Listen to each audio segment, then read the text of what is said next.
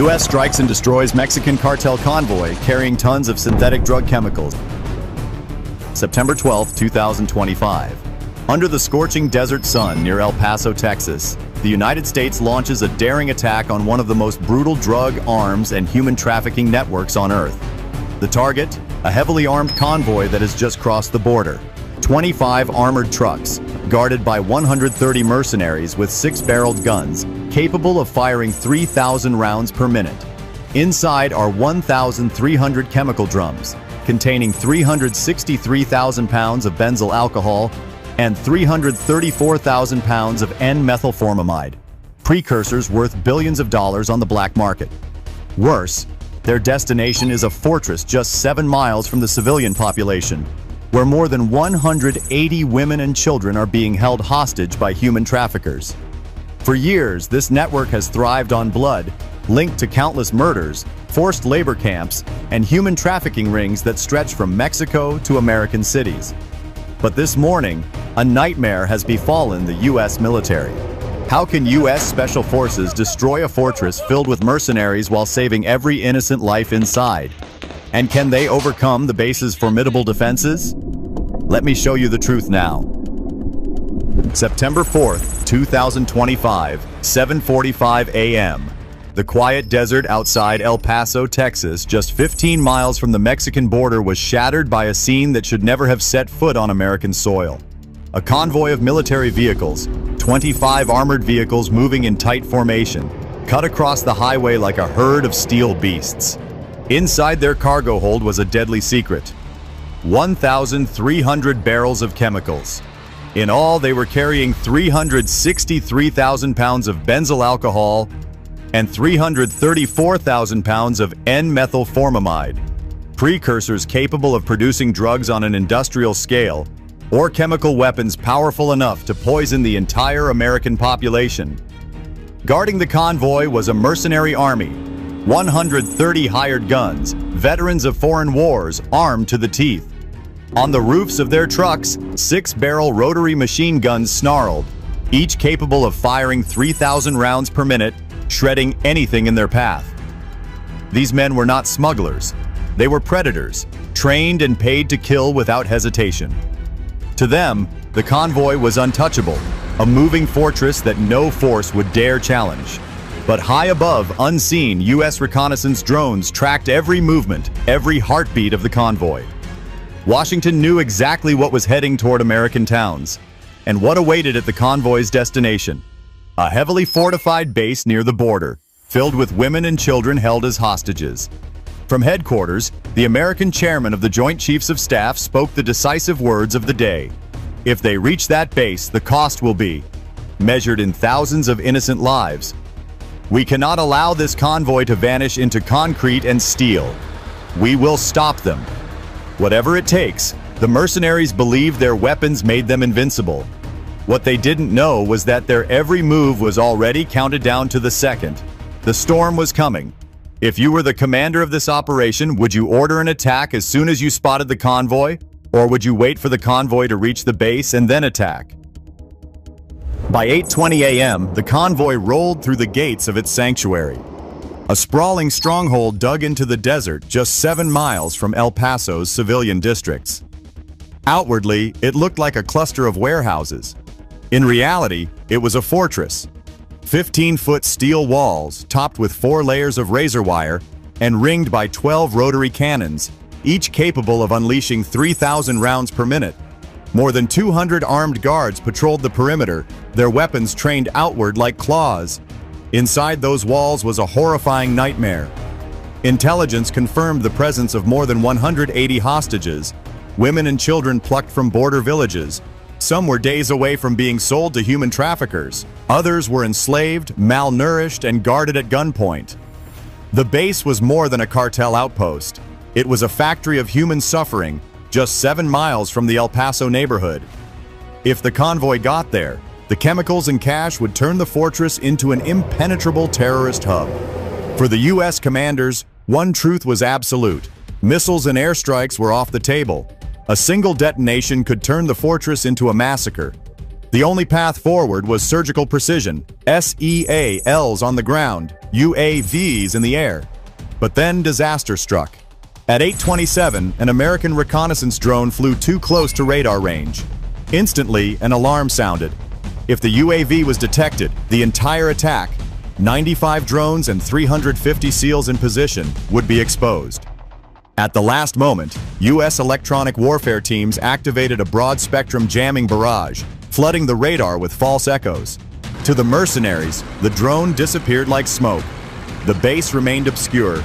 The convoy was inside. The hostages were inside. The chemicals were inside. Now there could be no retreat. The trap was set, and the strike would come from within. Before knowing what is the plan of the U.S. Army, please support us by liking and subscribing to the channel. Now let's see the battle plan with me. By 8:45 a.m., the battlefield was drawn. Inside the fortress walls sat the convoy, 25 armored trucks, 1,300 chemical drums, and a mercenary army swollen to nearly 350 fighters once reinforcements inside the base were counted. Their confidence was absolute. They believed steel walls, heavy guns, and human shields made them untouchable. But America's war machine was already in motion. Hidden just outside the perimeter, 350 Navy SEALs lay in wait. They were divided into razor-sharp units, 50 operators assigned to breach and secure the hostage cells, 20 snipers positioned on rooftops half a mile away with rifles accurate to 1,200 yards, and multiple strike teams staged for room-to-room combat. Beneath the surface, SEAL divers had already mapped drainage tunnels, preparing alternate entry points in case the walls could not be breached cleanly. Above, the sky was alive with ghosts. 95 mini UAVs, each no larger than a backpack, circled invisibly at 500 feet altitude, their 360-degree cameras transmitting every heartbeat of the base to the command center in San Antonio.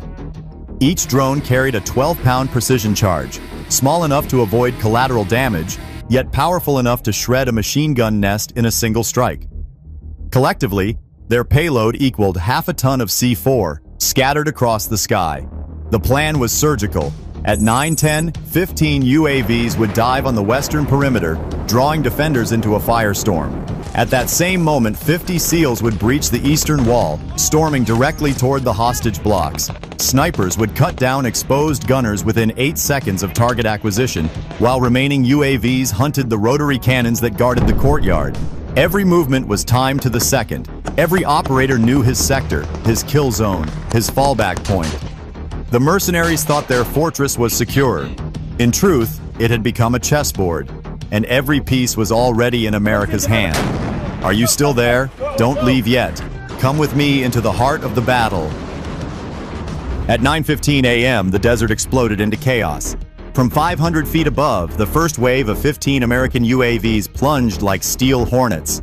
Each carried a 12-pound precision charge, and within seconds, the western wall was ripped apart in a cascade of fire.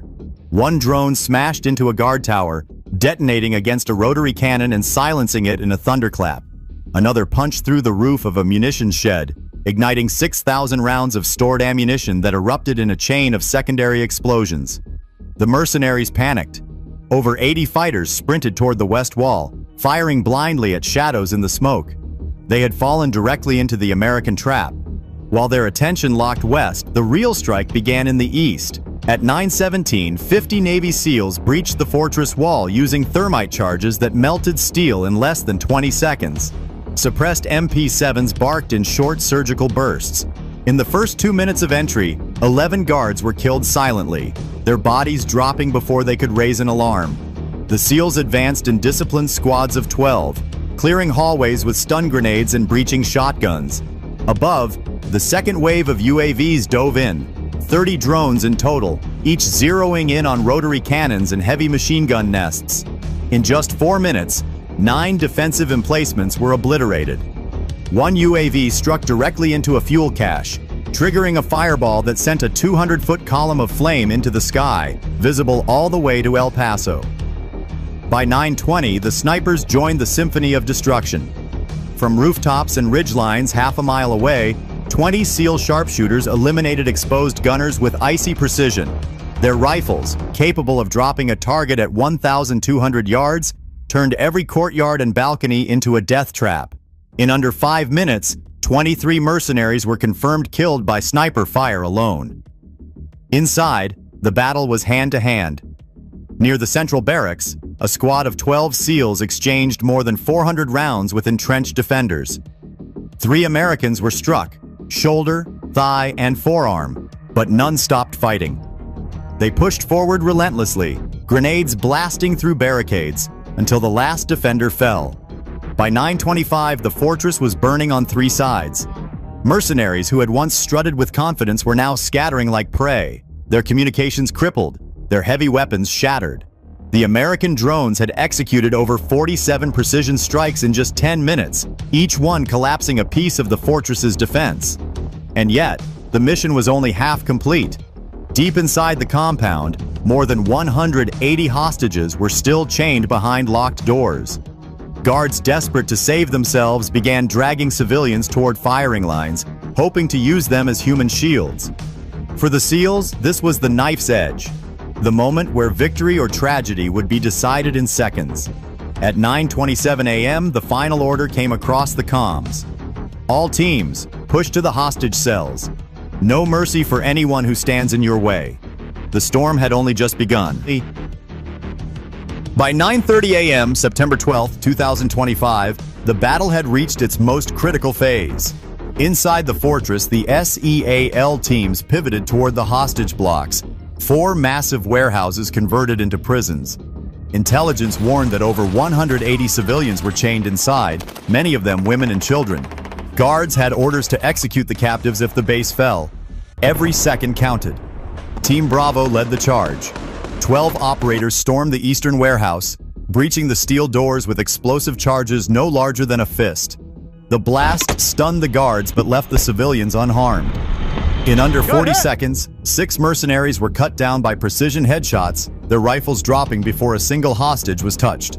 By 9:33, the first 62 hostages were freed, shaken but alive. In the central compound, resistance stiffened. Nearly 70 mercenaries entrenched themselves in concrete corridors leading to the second warehouse. They opened fire with belt-fed machine guns, pouring 1,200 rounds in less than 3 minutes. The air filled with smoke, sparks, and ricochets. Yet the SEALs pressed forward with tactical discipline. Fragmentation grenades blasted open kill zones. Suppressed fire cut down defenders one by one. When the smoke cleared, 29 mercenaries lay dead, another 15 wounded and captured. Above, the last wave of UAVs descended. 20 drones plunged into fuel depots and weapons caches, detonating with surgical precision. The blasts ignited 4,000 gallons of diesel and destroyed crates of AK-47s, RPG launchers, and mortar shells. The shockwave ripped through the compound, collapsing guard towers and silencing the final heavy guns. By 9:40, the fortress was no longer a battlefield. It was an inferno. American snipers picked off stragglers attempting to flee through gaps in the walls. Within minutes, 47 mercenaries were confirmed dead outside the perimeter, their escape cut short. Inside, the SEALs swept room by room, securing all 4 warehouses and freeing the last of the civilians. The final tally: 182 hostages rescued, none fatally harmed. When the smoke settled at 9:45, the numbers told the story. In just 30 minutes, 350 SEALs had annihilated or captured nearly 320 mercenaries. 95 UAVs had executed over 60 precision strikes, destroying weapons worth millions. 1,300 chemical drums, enough to flood American streets with billions in narcotics, were seized intact. Standing amid the ruins, the American general delivered his final words. This was never just about chemicals or weapons. It was about lives, about proving that human suffering will not be traded on America's border. Any who try will find only fire and ash. The fortress of traffickers and killers was gone. In its place stood a warning carved in steel and blood. America's resolve could not be broken. By the time the last shot faded on September 12, 2025, the desert fortress was no more. What had once been a stronghold of traffickers, mercenaries, and killers was reduced to smoldering wreckage under American control. In less than half an hour, the world's most elite warriors had shattered an empire of fear. The cost to the enemy was staggering. Nearly 320 mercenaries killed or captured, their weapons and vehicles destroyed, their fortress leveled. The seizures told their own story. 1,300 chemical drums, equal to 697,000 pounds of precursors, were pulled from the ruins, enough to produce billions in narcotics. Alongside them, caches of rifles, rocket launchers, and millions in blood money were seized before they could poison American streets. But the greatest victory was not in steel or numbers. It was in lives. 182 hostages, women and children who had been treated as property, walked free from chains that morning. Their survival was proof that precision, patience, and courage can still overcome brutality. In Washington, officials made the message brutally clear. This was not just a battle, it was a warning. Any force, cartel, militia, or mercenary army that dares to traffic weapons, chemicals, or human lives into the United States should expect annihilation. The border is not a line on a map. It is a line America will defend with fire and blood. But one question remains. Will this decisive strike terrify others into silence, or provoke new enemies to rise from the shadows, more desperate and more violent? Only time will tell. And now I turn to you. What do you think this victory means for the future of America's fight against cartels and traffickers? Share your thoughts in the comments below. If you believe America's strength must be told and remembered, support this channel by liking, subscribing, and sharing so more people can hear the truth.